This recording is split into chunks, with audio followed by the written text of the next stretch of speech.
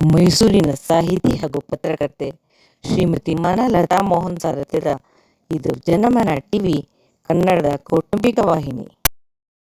ನನ್ನ ಹೆಸರು ಇಂದ್ರ ಅಂತ, ಇವ್ರು ನಮ್ಮನೆಯವರು ಸುಂದರ್ ಅಂತ. ನಾವು ಸುಮಾರು 26 ವರ್ಷದಿಂದ ಕುಡಿಸ್ತಾ ಇದ್ದೀವಿ.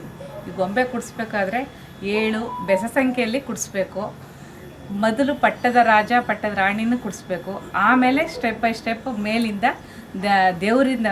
ದೇವರುಗಳನ್ನ ಇಟ್ಟು, ಆಮೇಲೆ ನೆಕ್ಸ್ಟ್ ಸ್ಟೆಪ್ಪಲ್ಲಿ ನಾವು ಮಾಡಿರುವಂಥ ಕರಕುಶಲಗಳನ್ನ ಇಟ್ಟು, ಆಮೇಲೆ ನೆಕ್ಸ್ಟ್ ಸ್ಟೆಪ್ಪಲ್ಲಿ ಲಾಸ್ಟ್ ಸ್ಟೆಪ್ಪಲ್ಲಿ ಮಕ್ಕಳ ಸಾಮಾನು ಅದನ್ನ ಇಡಬೇಕು.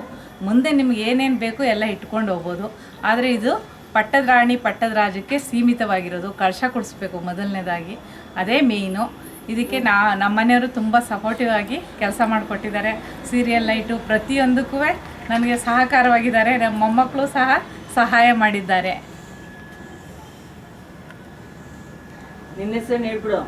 ನನ್ನ ಹೆಸರು ಧಾರಿಣಿ. ನಮ್ಮ ತಾತ ಅಜ್ಜಿ ತುಂಬ ಹಾರ್ಡ್ ವರ್ಕ್ ಮಾಡಿ 25 ವರ್ಷದಿಂದ ಕೂರಿಸ್ತಾ ಇದ್ದಾರೆ. ಎಷ್ಟು ಚೆನ್ನಾಗಿ ಕೂರಿಸಿದ್ದಾರೆ ನೋಡಿ.